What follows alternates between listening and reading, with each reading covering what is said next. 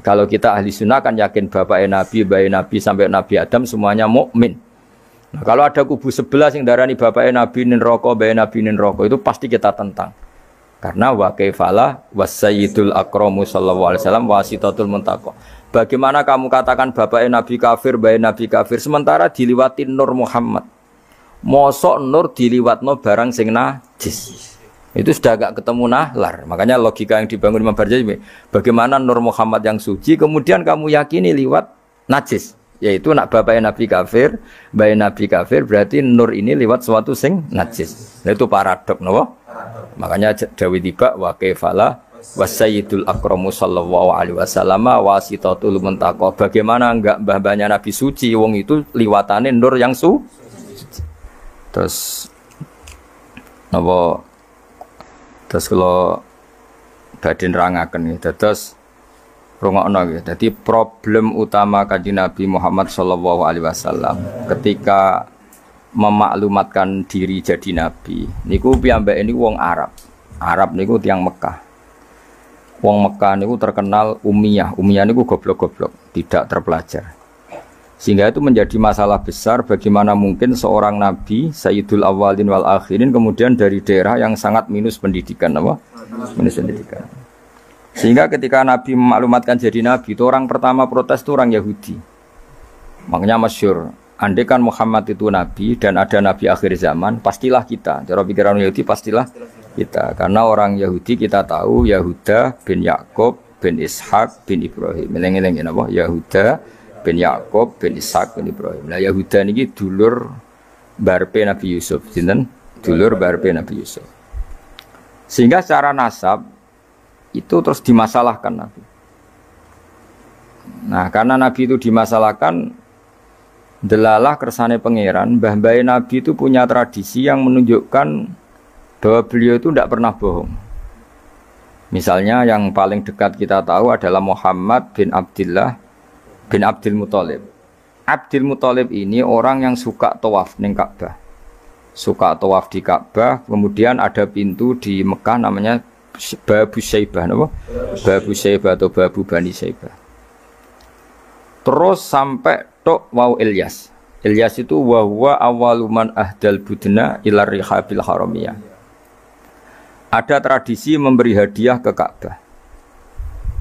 Singkat cerita, Imam Barzanji ini termasuk Sayyid Al-Husaini, Imam Barzanji itu namanya Ja'far bin Hasan Al-Barzanji ini. Beliau berpendapat atau memaklumatkan ulang bahwa Muhammad jadi nabi ku wajar. Mergo hakikate Muhammad adalah turunan Nabi Ibrahim alaihi salam. Berarti sama dengan klaim mereka kalau mereka mintoriki Ishak, ya, nabi-nabi kayak Nabi Yusuf kan mintoriki Ishak. Berarti kan Yusuf bin Yakub bin Ishak bin Ibrahim. Dan kita tahu secara mujma' alaih Ishak ini punya saudara lebih tua namanya siapa? Ismail. Nah, Kanjeng Nabi ini dzurriyyah sinten? Ismail.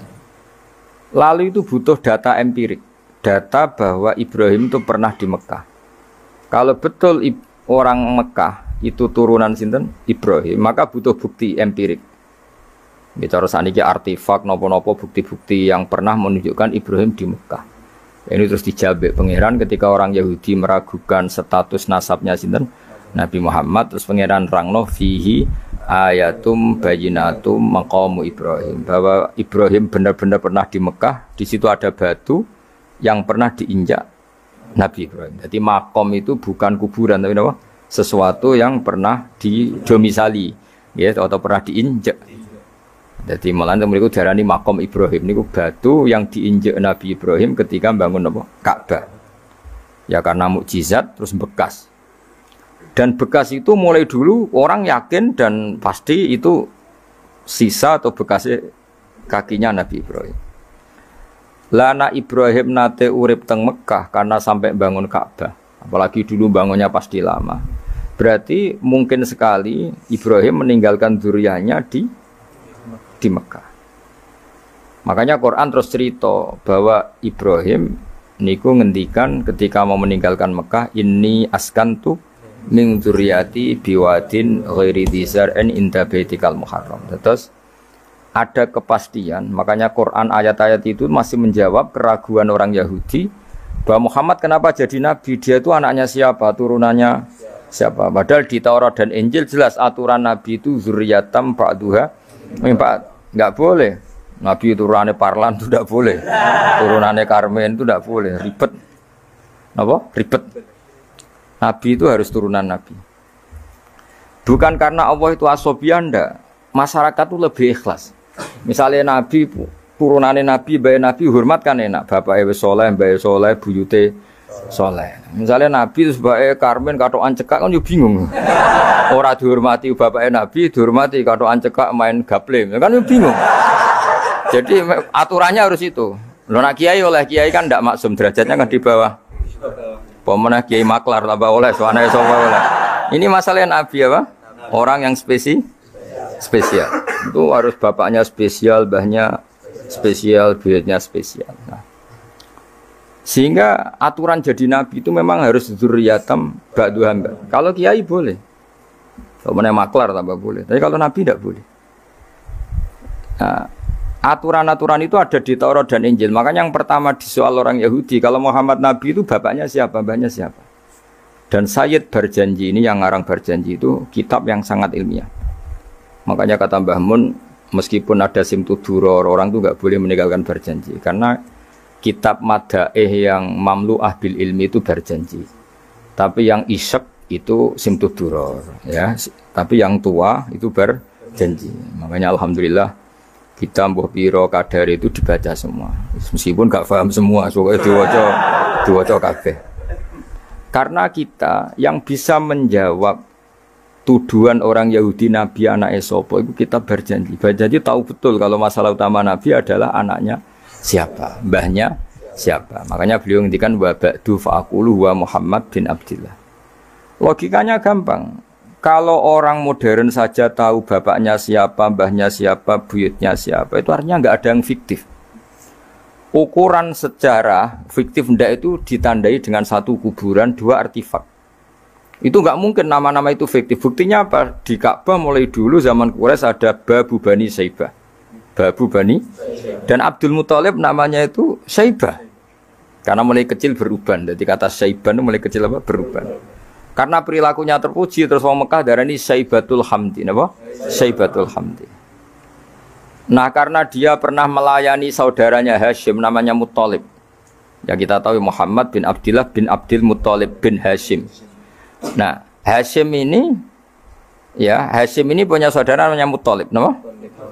Nah, Abdul Muthalib kecil itu pernah derek Muthalib pamannya, ya. Abdul Muthalib kecil, berarti Saibah ini apa? Pernah derek pamannya yang bernama Muthalib. Nah, Muthalib wonge gaya, pasti takoki wong, "Iwa pam budakku." Nah, sehingga Saibah itu terus diceluk Abdul Muthalib. Ya rodok sial lah sini. Jadi pamannya itu gaya, kan ganteng. Saibah ini ganteng. Kalau jalan-jalan sama pamannya, jenenge sinten? Muthalib. Niku diaku budake. Iki sapa? Abdi budakku. Terus akhirnya jenenge Abdul Muthalib. Dadi wong Arab. Paham ya? Tapi namanya Saibah, napa? Saibat. Makanya wasmuhu Saibatul Hamd. Mane karo asa iskal, bae Nabi ono jenenge Kilab. Kilab maknane asu ora ngono, le mikir jenenge iku Hakim. Ya namanya Hakim. Nah, dulu kalau orang berburu itu melibatkan anjing. Karena sering berburu melibatkan anjing disebut Kilab. Jadi maknane Kilab ya orang yang berburu dengan anjing. Ojo kok langsung mbok mane Kilab, asu. Oh, kasus yo. Kasus. Makanya lah itu hebatnya Imam Barjanji. Beliau darani wasmuhu Hakim bin Murrah. Jenenge Kilab iku Hakim. Ya paham napa? Jenenge Kilab niku Hakim. Sebagian ulama darani Kilab itu isim sifat. Napa? Jadi kalabayak libu kalban itu anjing sendiri dinamai kalbun itu sebenarnya sudah isim sifat. Bukan alam murtajal ya, tapi alam mangkul ya. Alam apa mangkul? Kalau dalam ilmu nahwu itu alam mangkul. Jadi begini ya, tak terang nonahwu ya. Alam itu ada dua, ada alam mangkul, ada alam murtajal. Tapi hampir semua alam itu mangkul sebetulnya. Ya, semua alam itu hampir semuanya itu mangkul. Mangkul itu satu nama yang diambil dari satu makna dalam kosakata, apa? Dalam kosakata. Misalnya Hamida, Yahmadu, Hamdan, apa? Hamida, Yahmidu, Hamdan, atau Yahmadu, Hamdan. Hamdan maknanya pujian, apa? Kemudian Nabi karena orangnya sifatnya terpuji disebut Muhammad, orang yang dipuji. Sehingga nama ini potensi rubah-rubah. Di Taurat itu Nabi gak disebut Muhammad, disebut Ahmad. Di Injil juga disebut Ahmad. Itu tidak masalah karena Hamida Yahmadu, ya saya ulang lagi, Hamida Yahmadu. Berarti kalau ingsun Ahmadu, saya muji. Karena Nabi itu orang yang sering muji Allah, menamakan dirinya Ana Ahmadu, saya ini pemuja Allah. Berarti ana uta ingsun niku Ahmadu muji sapa ingsun Allah ing Allah. Sehingga ketika Nabi misalnya di Injil disebut Farqolit, Munahama, enggak masalah. Selama ini klaimnya orang tahu Yahudi dan Taurat, di Injil Taurat itu enggak ada kata Muhammad, ya tentu enggak ada karena Injil Taurat itu bahasa Ibrani, no? Di situ disebut Munahama, kadang disebut Farqolit, tapi maknanya Mahmud atau Muhammad, orang yang dipuji. Paham ya? Makanya hampir semua alam itu mangkul, apa? Mangkul. Nah, pentingnya mangkul itu apa? Kalau suatu saat sejarah itu tidak sama, itu enggak masalah. Karena hakikatnya alam itu rata-rata mangkul. Saya beri sekian contoh ya, semuanya. Misalnya dulu Madinah itu Yasrib, apa? Yasrib. Karena ketika orang Ansor merelakan semua hartanya untuk Nabi, saya berkali-kali cerita, Kanjeng Nabi niku datang ke Yasrib, niku migrasinya angkatannya hampir 500 sahabat beserta keluarga. Terus Nabi itu kesulitan karena sahabat si A memberi si B. Pokoknya kesulitan ngelola. Karena kesulitan ngelola, terus orang-orang Yasrib bilang, "Ya Rasulullah, hadhihi madinatuka taf'alu fiha ma tasa." Sudah engkau tidak perlu pamit per personal. Misalnya Nabi mau titip Abdurrahman bin Auf dititip si A, yang Abu Bakar dititipkan si B, yang Umar dititipkan si C. Kan kesulitan Nabi. Karena Nabi harus mikir yang punya tanah siapa, harus pamit kepada siapa, karena semuanya pendatang.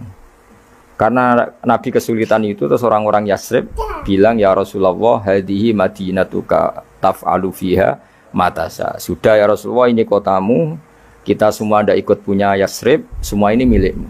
Maka terserah engkau. Semenjak itu Nabi terus longgar karena diikrarkan miliknya. Semenjak itu terus Nabi memaklumatkan secara umum siapa saja boleh menempati di Madinah sesuai kadar hajat masing. Nah, semenjak itu diarani Madinatu Rasulullah Shallallahu Alaihi Wasallam. Jadi hampir semua kota itu pasti mangkul. Sehingga ketika kitab Taurat, Injil menamakan itu enggak persis, itu enggak masalah. Misalnya Quran yang paling masyhur, sumya bil Quran ya li annahu makru, karena dibaca, maka sumya Quranan, qara'a yaqra'u Quranan. Tapi Quran juga dikatakan kitab, wal kitabil mubin, karena bentuknya mushaf itu maktub, ada yang ditulis, artinya melibatkan kitabah, tulisan, maka sumya kitaban. Sebagian disebut lagi Quran itu namanya apa? Mushaf, apa? Karena mushaf itu dari kata sohifa, ada lampiran, melibatkan kertas.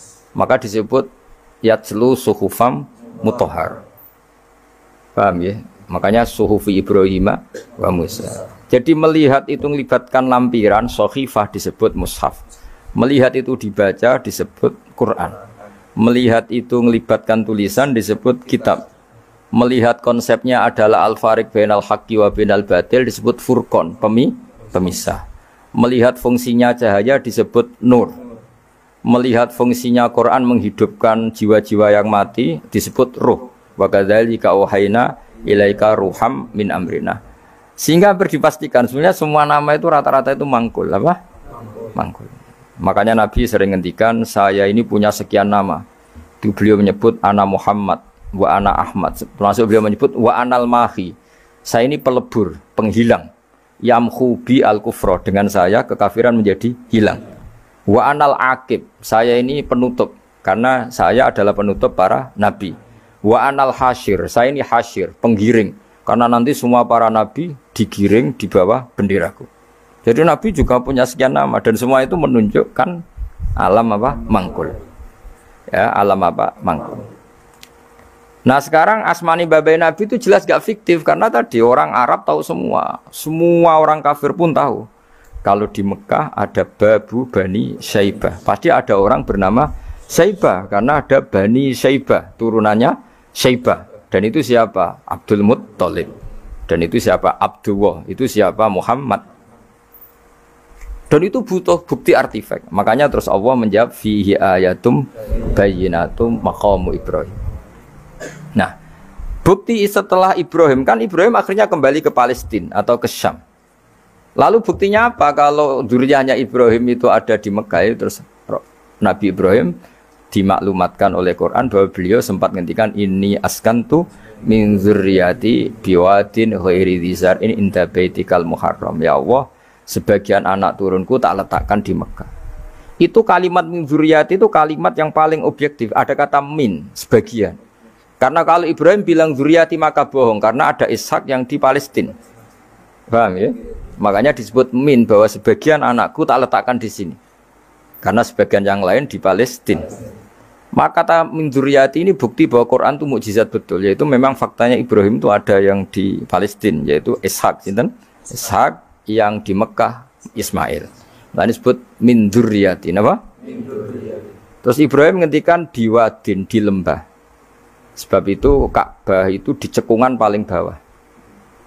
Bukti sejarah juga membuktikan seperti itu. Mulane kula seneng Ka'bah kena banjir bolak-balik rubuh niku kula seneng. Karena mboten seneng dari segi cemoan mboten. Itu bukti empirik. Iku hikmahe kena apa Ka'bah rubuh bolak-balik. Andai kan enggak rubuh bolak-balik karena banjir, orang susah nyari sejarah. Ketika Nabi umur 35 Ka'bah rubuh mergo banjir. Zaman Umar ya rubuh. Karena tadi Ka'bah itu di cekungan paling bawah. Quran memaklumatkan bahwa Ka'bah itu biwadin, di cekungan paling bawah. Yaitu ada Jabal Abi Qubais di cekung gunung, Ka'bah paling bawah. Nah, karena Ka'bah ini zaman Nabi Adam itu rob wa tumain. Jadi ketika Adam mau haji, tanya sama ya Allah, saya harus kemana? Ya sudah ke Ka'bah. Titenane sebuti Gusti, ada rob wa tumain, ada roh wa tumain. Ada cekungan dalam tempatnya air. Itu jenis Ka'bah. Zaman itu belum ada bangunannya, yaitu sudah namanya Ka'bah. Terus Ibrahim sesuai panduan itu bikin bangunan di situ. Bisa kamu bayangkan kan bangunan di cekungan paling bawah di sekelilingi gunung. Kan mesti kegerojok ke air. Makanya setiap banjir itu Ka'bah rubuh. Apalagi ya nggak ada semen, nggak ada terus dilapisi baja, nggak ada dulu. Pasti rubuh. Justru itu bagus.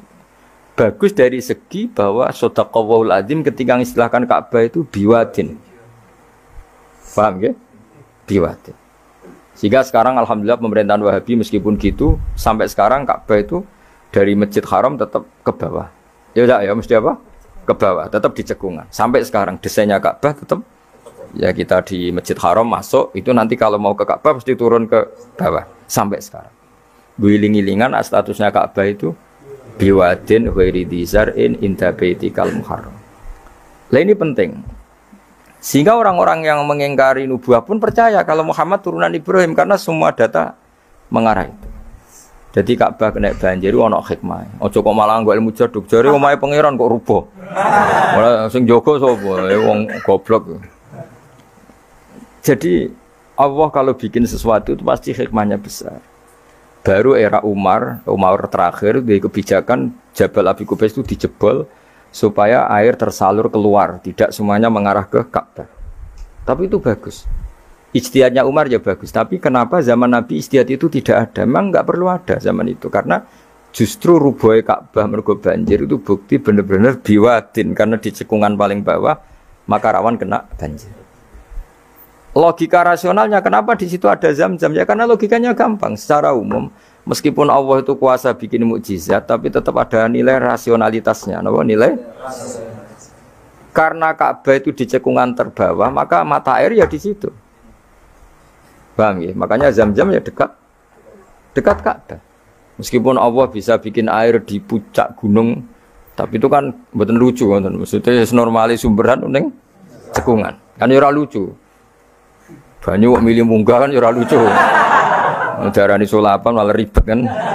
Jadi Allah itu meskipun kuasa melakukan apa saja tetapi gadah ajro ala matrodil adat atau ala mutarodil adat. Sesuatu dibikin itu sesuai adat.